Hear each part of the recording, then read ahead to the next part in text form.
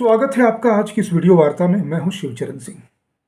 आज मैं इस वार्ता को एक छोटे वीडियो क्लिप के साथ शुरू करूंगा। इसमें दिख रहा व्यक्ति एक सेपरेटिस्ट है, कायदे से उसकी जगह सलाखों के पीछे है या फिर देश से बाहर। लेकिन ये बड़े ही मजे में मीडिया पर्सन्स के साथ सिर्फ बात नहीं कर रहा है, धमकी भरे अंदाज में बात कर रहा है। और बात सिर्फ इतनी होती तो समझ में आता कि चलो कहीं लुक छिप करके ऐसा कर रहा होगा। नहीं, इसके जैसे व्यक्तियों और इसके दबाव में आकर के ही बीजेपी ने और मोदी गवर्नमेंट ने अपनी ही एक चुनी हुई सांसद, नहीं महिला सांसद कंगना रनौत की बोलती बंद कर दी। जैसे कभी सात समंदर पार के एक दबाव में आकर के नुपुर शर्मा की बोलती बंद की गई थी। चलिए बात को हम आगे बढ़ाएंगे, लेकिन सबसे पहले उस वीडियो क्लिप को आप देख लीजिए। आंदोलन में रेप और मर्डर हुए, अगर बीजेपी की सरकार ना होती तो पंजाब का वो हाल होता जो बांग्लादेश का हुआ है। मैं कहना तो नहीं चाहता, रेनॉल्ड साहब को रेप का तो बहुत तजर्बा है, उनसे आगे पूछ सकते हैं कि कैसे होता है रेप, तो लोगों को समझाया जाए कि रेप कैसे होता है। उनको कैसे तजर्बा है? तजर्बा जैसे होता है, आप अगर साइकिल चलाते हैं तो साइकिल चलाने का तजर्बा नहीं होता, तो उनको रेप का तजर्बा है। कंगना रनौत की बात कर रहे हैं? हाँ जी, कंगना रनौत। मतलब आपने जिन लोगों के नाम लिए कि भारत सरकार ने उनको विदेशों में मरवा दिया, उन सबके ऊपर तो आतंकवाद के आरोप है, वांटेड है वो इंडिया के अंदर। पर बाहर के मुल्क में नहीं मान सकते जनाब। आप ये मानते हैं कि वो आतंकवाद के कहीं ना कहीं? नहीं, बिल्कुल नहीं, उनके ऊपर कोई मुकदमा नहीं चला, और अगर मापना होता है तो अदालत का हुक्म चाहिए। इसको सुनने के बाद आपको क्या लगता है, इसकी कौन सी जगह होनी चाहिए? जेल? ये किसकी भाषा बोल रहा है? ये किसको रेजोनेट कर रहा है? याद कीजिए, एक ऐसा ही खतरनाक इंसान हुआ करता था इंडियन पॉलिटिक्स में जिसका नाम था मुलायम सिंह यादव। लाल टोपी वाले लोग, रेप को जस्टिफाई करने वाले लोग। आज के समय में अगर इसकी तुलना किसी से की जा सकती हो तो ममता बनर्जी है, जो रेप को जस्टिफाई करती है अपने स्टेट में। ये शिरोमणि अकाली दल का नेता है, उसका प्रेसिडेंट है, और इसका बैकग्राउंड रहा है देशद्रोह का। ये ऐसा नहीं कि छुपा करके देशद्रोहिता करता है, किसी तरह का मुखौटा नहीं लगा रखा है इसने। एक खुलेआम अपने देशद्रोहिता का ऐलान करता है। इसको आज मैं दिखाऊंगा आपको। लेकिन ये कैसी मानसिकता है? रेप को तुम उस समय जस्टिफाई कर रहे हो जब पूरा देश उबल रहा है कलकत्ता के उस रेप एंड मर्डर केस के बाद। एक ऐसी महिला सांसद के विषय में तुम इतनी घिनौनी बातें कह रहे हो जो किसी और हमारे जैसे लोग अपने मुंह से उसको रिपीट नहीं कर सकते। तुम्हारी जगह तो जेल में भी नहीं, जेल से भी आगे फांसी पर होनी चाहिए थी, सिर्फ इस कारण से कि तुमने रेप को जस्टिफाई किया है। तुम्हारे जो और एंटीसीडेंट्स हैं उसकी चर्चा तो मैं आज आपके साथ करने ही वाला हूं। तो मैं आपको बता दूं कि ये जो सिमरनजीत सिंह मान है, सिर्फ इसे मैं मान कहता हूं, ये जो मान है ये 1967 में IPS ज्वाइन करता है। ये पॉलिटिकल बैकग्राउंड का आदमी है। इसके फादर भी रहे थे पंजाब विधानसभा के अध्यक्ष वगैरह। इन लोगों का पूरा बैकग्राउंड एंटी नेशनल है, वहां तक भी आएंगे। लेकिन सबसे पहले जान लें कि ये जो मान है वो किस बला का नाम है। IPS ज्वाइन करता है 1967 में, और उसके बाद वो पंजाब के अलग अलग जगहों पर वो कहीं पे DSP, कहीं पे SP, कहीं पे SSP, और ऐसे करते करते एक DIG रैंक का जब पहुंचता है तो ऑपरेशन ब्लू स्टार के बाद रिजाइन कर देता है।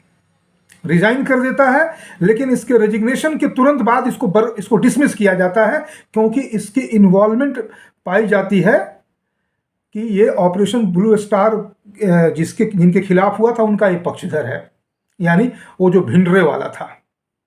उसके बाद जब इंदिरा गांधी का असैसिनेशन कर देते हैं यही सिख बॉडीगार्ड, यही ये लोग है ना, बड़े सो कॉल्ड हीरोइक लोग है ना, बड़े वो बहादुर जात है ना, ये जो मूंछों पे ताव दे करके और ये कहते हैं, और एक महिला को जिसकी रक्षा के लिए तुमने सौगंध लिया था, शपथ खाई थी, उसकी तुम हत्या कर देते हो।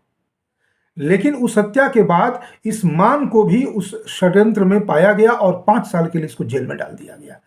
जेल से छूटने के बाद ये फिर तरन तारन से जीत जाता है एमपी का वो इलेक्शन कंटेस्ट करता है, जेल में रहते हुए कंटेस्ट करता है, जीत के आता है और उसके बाद से फिर शिरोमणि अकाली दल का वो कमान संभाल लेता है।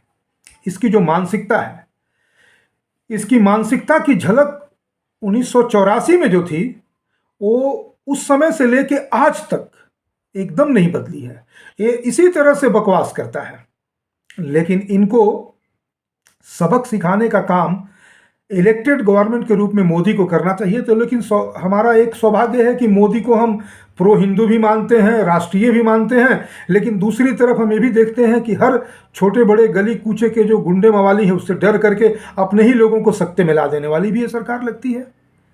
मोदी ने नुपुर शर्मा की बोलती बंद करा दी, आज कंगना रनौत की बोलती बंद करा रहे हैं, उसे दिल्ली तलब करके उसे समझा रहे हैं कि देखो इस तरह के मवालियों से मत उलझो, क्योंकि ये मवाली जो है हमको कभी भी फिनिश कर सकते हैं, जिसे जेल में डाल देना चाहिए, उससे डर करके हम इस तरह की बातें कर रहे हैं। अब मैं आपको इसी सिमरनजीत सिंह मान की एक वीडियो जो 1 साल पुराना है, जब ये अमीश देवगन के शो में आता है तो उसमें MS बिट्टा इसको ललकारता है। देखिए, MS बिट्टा पहले यूथ कांग्रेस का नेता रहा था, बाद में वो आतंकवादियों से लड़ता रहा था। मैं उसे सिख मानता हूँ, वो खालिस्तानी। मैं इसीलिए मैंने कहा कि 3 करोड़ सिखों में से बहुत कम लोग होंगे जो वाकई सिख होंगे, उस परंपरा के होंगे जिस परंपरा के लिए कहा जाता है कि सिख पंथ को उस समय के विदेशी आक्रमणकारियों को रोकने के लिए, हिंदू धर्म की रक्षा या सिर्फ धर्म की रक्षा के लिए गठित किया था गोविंद सिंह ने। हालांकि नानक जी के बाद से ही जो कालांतर में सिख पंथ के प्रमुख रहे हैं उनमें थोड़े थोड़े डेविएशन होते हुए अंततः बहुत सारे डेविएशन हुए, लेकिन गोविंद सिंह के बाद तो डेविएशन उजागर हो गया था। अब चूंकि मैं बात कर रहा हूं आज इस खतरनाक सेपरेटिस्ट देशद्रोही गुंडे ठरकी के बारे में, इसलिए मैं उस विषय पर नहीं आऊँगा। लेकिन अगर हम सिखों की बात करें तो वो जैसे वो मैकॉलिफ के आते मैकॉले नहीं, मैकॉलिफ, ये पूरी तरह से ये जो सिख है वो इंग्लिश यानी ब्रिटिश सिख हो गया था। यानी आज अगर थोड़े बहुत लोग जैसे MS बिट्टा और ऐसे कुछ लोग हैं जो राष्ट्रवादी सोच के लोग, उनको छोड़ दे तो मतलब आप लगभग मान के चलिए कि 70 से 80% जो आज 3 करोड़ में से सिख हैं भारत में जो रह रहे हैं, कनाडा वाले तो खैर जो हैं सो है ही हैं, वो पूरी तरह से नॉन सिख हैं, यानी खालिस्तानी है। और अगर सिख हैं तो मैकॉलिफ सिख है या फिर इंग्लिश सिख है, वो एक अलग विषय हो सकता है, लेकिन मैंने थोड़े उस इन्फॉर्मेशन को यहाँ ड्रॉप किया है। अब मैं आपको अमीश देवगन के उस शो का एक पार्ट सुनाता हूँ जहाँ इस सिमरनजीत सिंह मान को MS बिट्टा ने ऐसे लथेड़ा जैसे किसी सियार को या भेड़ियों को देख करके ललकारा जाता है। देखिए बिट्टा क्या कह रहा है और उसके बाद वो क्या जवाब देता है। बहस करो मेरे साथ, बेगुनाहों के कातलों पे राजनीति करने वालों, बहस करो मेरे साथ, 1 to 1 बहस करो। और हद हो गई यार, और ऐसे लोगों को आप बिठाएंगे ये देशद्रोही है, इन्होंने देश को तोड़ने की बात की है, इन्होंने खालिस्तान की बात की है, हम नहीं बर्दाश्त करेंगे। आपने तो करना कर लो, मेरी जमीन नहीं है, आपकी जमीन एंकर साहब बनती है तो आप अपनी जमीन को देखिए। मैंने अपनी जमीन नहीं मारी, मेरे लिए हिंदुस्तान है, इसके लिए खालिस्तान है, इनके लिए पंजाब में बेगुनाहों का कत्लेआम करने वाले उनको पैसे लेकर के विदेशों ने भेजा और इन्होंने माना तिरंगे झंडे का अपमान करने वाले भगत सिंह को आतंकवादी कहने वाले।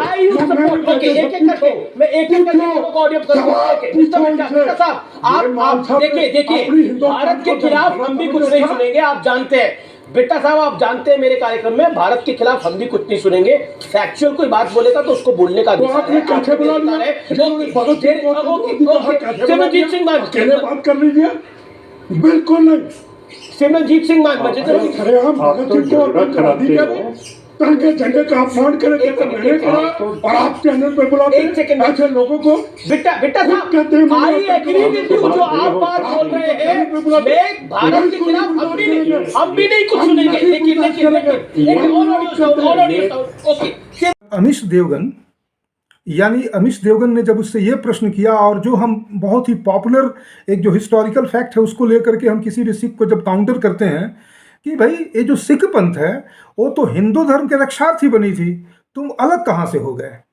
इस पर जब इनके आप जवाब सुनिएगा तो आपके रोंगटे खड़े हो जाएंगे। करे हम किस मुगालते में रह रहे हैं, हम सिखों को तो हिंदू ही समझते रहे थे, लेकिन इस तरह के जो खतरनाक ठरकी और सेपरेटिस्ट लोग हैं, देश घातक देशद्रोही लोग हैं, जब उनकी बात आप सुन लेंगे तो आपको लगेगा कि ये तो हम किसी और ही जगह आ गए।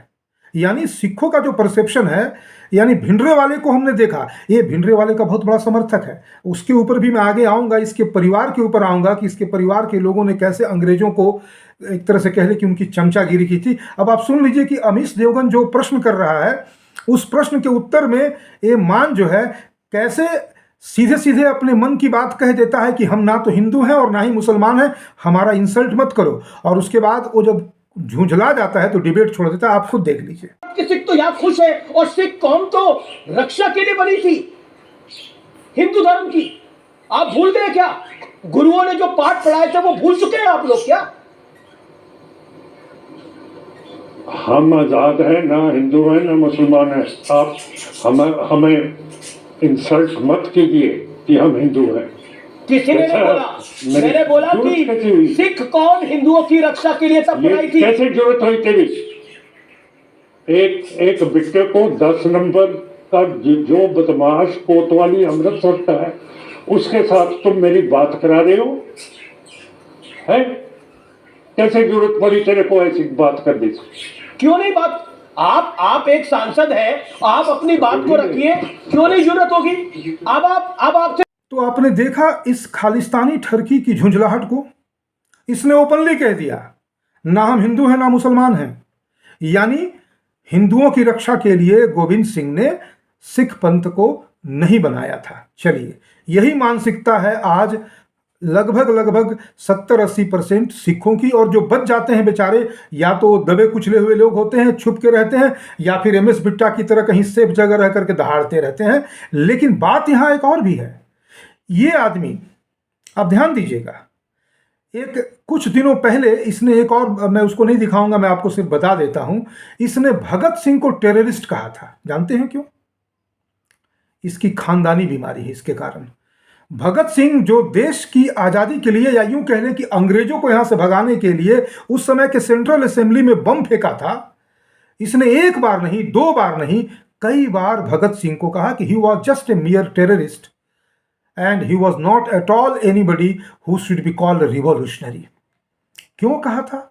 इसका उत्तर हमको मिलता है भगत सिंह के असेंबली में बम फेंकने और उसके बाद फांसी लगने के 4 साल पहले।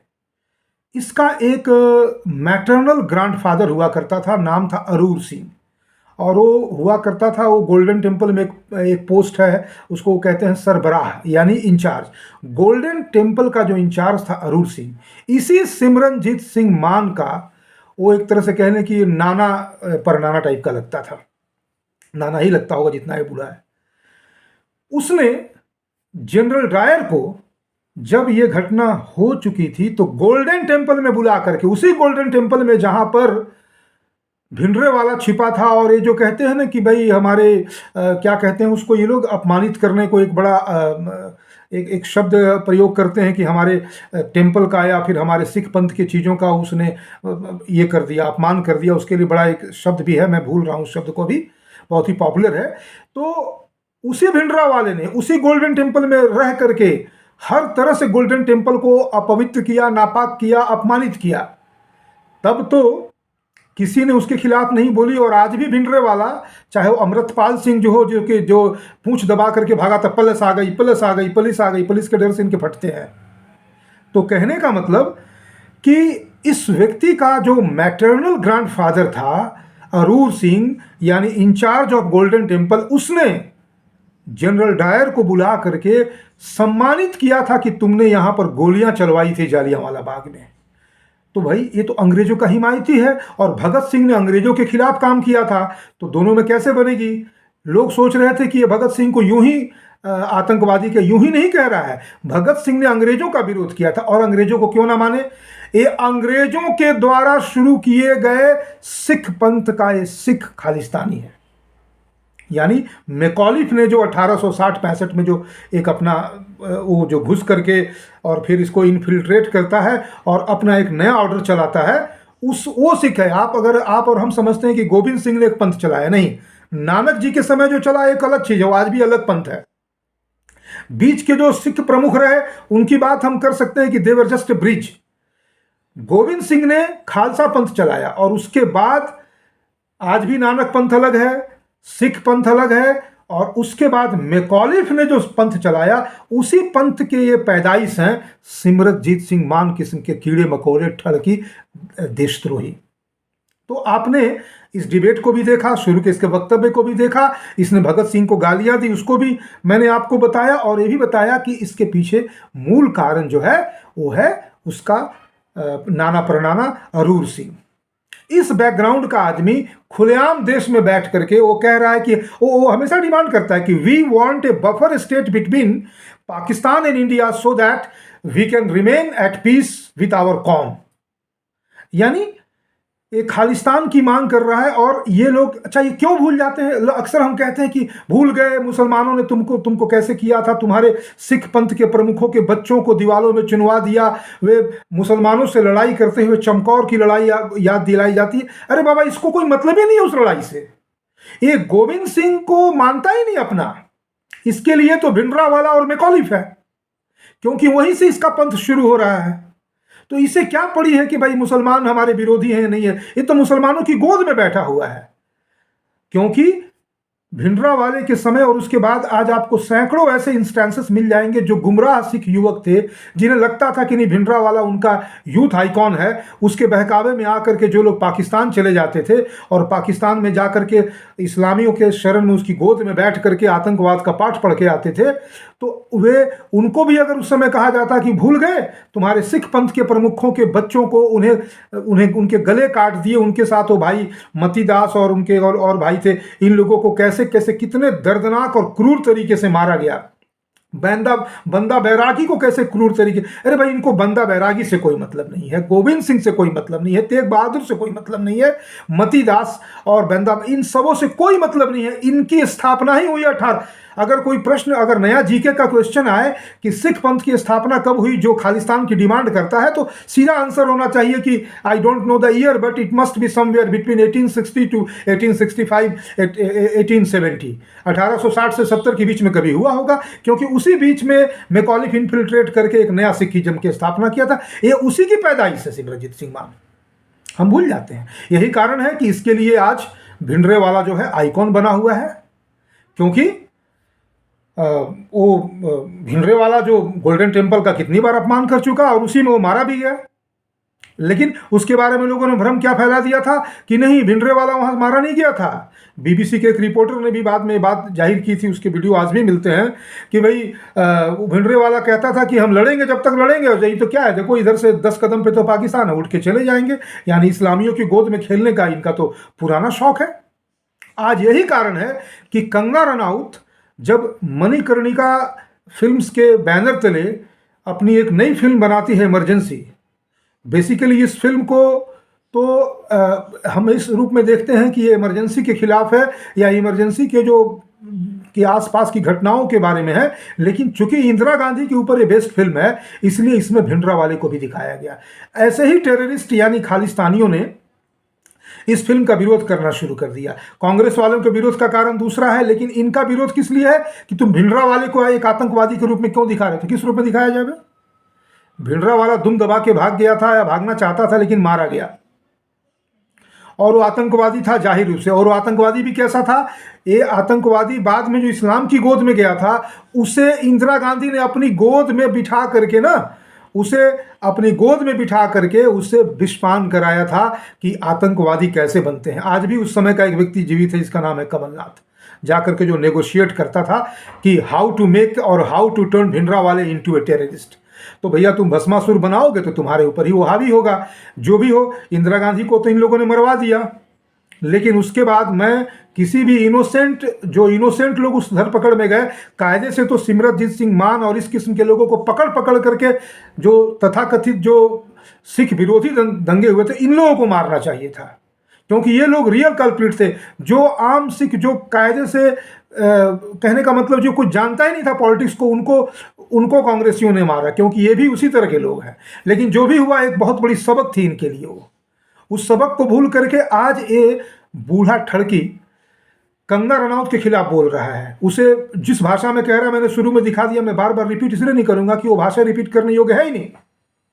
बात यहाँ आके रुकती है कि एक कंगना रनौत अचानक इनके मत्थे, मतलब इनके कहने का मतलब है कि इनकी आंखों की किरकिरी क्यों बन गई है, क्योंकि कंगना रनौत एक ऐसी महिला है, एक ऐसी महिला सांसद है जो बहुत ही वोकल है। जिस विषय को समझ लेती है, वो पहले से ही किसान आंदोलन के खिलाफ बोल रही थी। उसे बाद में शिवसेना के लोगों ने बहुत प्रताड़ित किया, उसके बाद इसे वाई कैटेगरी की सिक्योरिटी मिली। अब तो और अधिक सिक्योरिटी इसकी बढ़ानी चाहिए, क्योंकि आप नुपुर शर्मा की तरह इसे जो है ना हाउस माने एक अरेस्ट में या फिर नज़रबंद नहीं कर सकते हैं। ये खुल के बोलेगी और भी बोलेगी, ये दबने वाली नहीं है।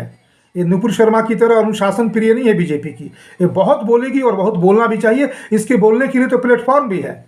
मैं इसके और फिल्मों की बात नहीं करूंगा जो पहले आई थी, बहुत पहले बॉलीवुड में, लेकिन इधर की कुछ फिल्में हैं जिनके नाम की चर्चा किए बगैर इसके पर्सनालिटी को नहीं समझ सकते हम। उसमें आप देख लीजिए, वो जो मणिकर्णिका देख लीजिए, साउथ के वो क्या नाम है, जयललिता के ऊपर बनाई थलाइवा, वो देख लीजिए। और अभी इमरजेंसी आने जा रही है। मैं आपको इमरजेंसी फिल्म का ऑफिशियल ट्रेलर दिखा देता हूँ, फिर आप देखेंगे कि वो फिल्म कैसी बन रही है, क्योंकि ये फिल्म देखने लायक होनी चाहिए। लिए कड़े निर्णय ले सके जिसमें दम हो। जिसके हाथ में सत्ता होती है वो कहलाता है शासक। इंदिरा गांधी ने असम जाकर उसे भी कश्मीर बनने से बचा लिया। पहले तो तुम मुझसे सीखा करती थी, मगर अब सिखाना चाहती हो।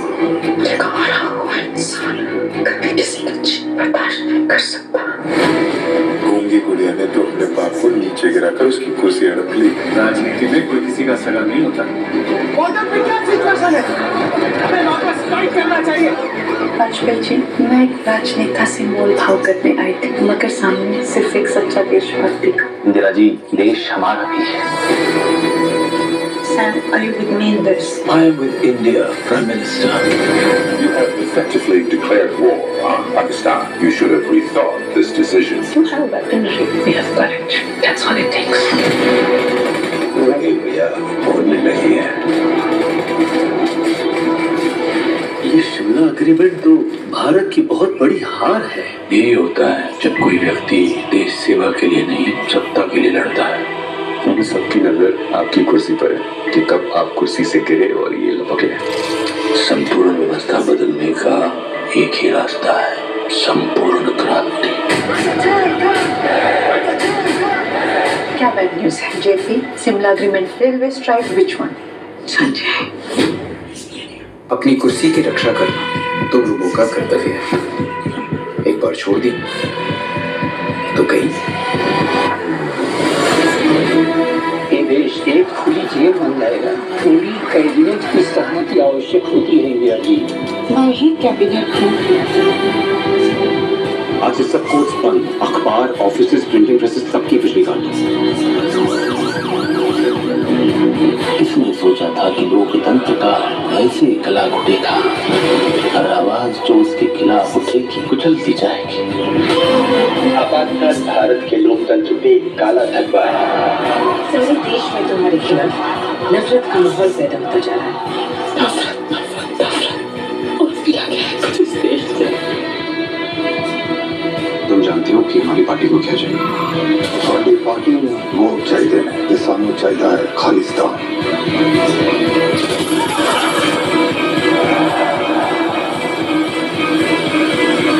आपने देखा इस फिल्म के अंत में वो इस ट्रेलर के अंत में भिंडरे वाले को दिखाया गया है। कहने का मतलब है कि इन सब कारणों से इनको जानना होगा। आज मैं इस वीडियो के माध्यम से सिमरनजीत सिंह मान को एक्सपोज कर रहा था, इसीलिए मैंने इसके पूरे खानदान की कुंडली खोल दी। लगभग बहुत डिटेल में इसलिए नहीं बात करना है कि इनका एक ही परिचय काफ़ी है। और इसका सबसे बड़ा परिचय तो ये है कि जब जालियांवाला बाग हो जाता है तो इसका जो है परनाना वो जा करके जनरल डायर को सरोपा भेंट करता है, यानी सम्मानित करता है कि well done, bravo, you have done the nicest job on the earth. तुमने यहाँ पर सिखों और हिंदुओं को मार गिराया सैकड़ों की संख्या में। और हम आज पाठ्य पुस्तकों में जालियांवाला बाग कहते हैं और ये भी उम्मीद करते हैं कि सिखों का खून खौलता होगा। काहे को खून खौलेगा जी? ये तो उसको सरोपा भेंट कर रहे हैं उसके कुछ दिनों के बाद, क्योंकि वैशाखी का त्यौहार जो है वो सिखों का नहीं है, बैसाखी के मेला में केवल सिख नहीं जाते हैं, सिख तो जाते ही नहीं, केवल हिंदुओं का है। वहाँ जो मारे गए उसमें सिख एक भी नहीं मारा गया, सिर्फ हिंदू मारे गए। रिकॉर्ड उठा के देख लिया जाए। उस जालियांवाला बाग में किसकी संख्या कितनी थी। खैर जो भी हो, उनको तो, उन निर्दोषों को तो गोलियों से भून दिया था जनरल डायर ने, लेकिन आज भी वो जालियांवाला बाग में गोलियां कौन चला रहा है? यही सिमरनजीत सिंह मान, क्योंकि ये अपने उसी परनाना की लेगेसी को लेकर ढो रहा है। और आज ये इतने लंबे समय से आप देख लीजिए ना, ये 1967 में जब पुलिस अधिकारी बनता है तो भी ये भीतर ही भीतर खालिस्तानियों का काम करता है। 1984 में जब ऑपरेशन ब्लू स्टार होने वाला होता है तो जैसे सेना के बहुत बड़े बड़े अधिकारी, पुलिस के बहुत बड़े बड़े अधिकारी, सब लोग के चेहरे एक्सपोज हो जाते हैं। ये भी एक्सपोज होता है, जेल में जाता है। डीआईजी रैंक से रिटायर किया है, जेल जाता है, 5 साल जेल में रहने के बाद एमपी बनता है। उसके बाद वो तमाम पदों पर रहता है। और ठीक है, शिरोमणि अकाली दल के बीच के झगड़े की बात हम छोड़ दें, उसमें वो है, लेकिन वो उसी तरह का झगड़ा है जैसे कि नहीं, इस झंडे पे मेरा अधिकार है, इसमें इसको लेके मैं आगे चलूँगा। और उस झगड़े में एक सॉफ्ट है, एक हार्ड है। लेकिन जो भी आदमी इस तरह से अकाली दल, अकाल तख्त, शिरोमणि गुरुद्वारा प्रबंधक कमेटी और खालिस्तान इत्यादि की बात करता है वोकल होकर के, उनकी पहचान हमारे सामने बहुत ही स्पष्ट तरीके से देशद्रोही के रूप में होनी चाहिए। मैं फिर से एक बार कह दूं कि मेरा उन सिखों से जो आज भी नानक जी के परंपरा से है या फिर उस खालसा पंथ से है जिसके लिए कहा गया कि धर्म की रक्षा की वजह से, यानी हिंदू धर्म की रक्षा के कारण हमने खालसा पंथ को सजाया है, उनसे उनका तो स्वागत ही नहीं, वो तो हमारे लिए एक तरह से कह लें कि एक मतलब वो एक रक्षा पंक्ति में खड़ा होने वाला वो सैनिक है। लेकिन बाकी जो भी है, चाहे वो खुल करके या मन से या फिर जैसे कहते हैं ना कैश और काइन, जिस रूप में भी अगर वो खालिस्तानियों का समर्थन करता है, वो सिमरनजीत सिंह मान के पंक्ति में खड़ा वैसा खतरनाक देशद्रोही है जिसे या तो जेल में डाल देना चाहिए या उन्हें दबा कुचल देना चाहिए, उन्हें समझा बुझा कर वापस लाना चाहिए। और जो नहीं मानते हैं उनके लिए तो है, ओ पुलिस आ गई, चल भाग ले कंडा, पुलिस आ गई, पुलिस को आना होगा, नहीं तो इस खतरनाक खेल को हम समझ नहीं पाएंगे। और बीजेपी अगर इसी तरह की कायरता दिखाएगी तो कायर खालिस्तानी हमेशा कंगना को निशाने पर बनाएंगे। लेकिन हमें ये भी नहीं भूलना चाहिए कि ये कायर है, और कायरों की एक और खतरनाक पहचान होती है, अपने बिल में रह करके, अपने घोंसले में रह करके दहाड़ेंगे, और जब इनको दौड़ाएगी पुलिस और सेना तो फिर वो चिल्लाएंगे पुलिस आ गई। ये कायर हैं। जो भी हो, इनकी पहचान, इनको एक्सपोज करना बहुत ज़रूरी था। इस वीडियो के लिए अभी के लिए इतना ही। बहुत बहुत धन्यवाद।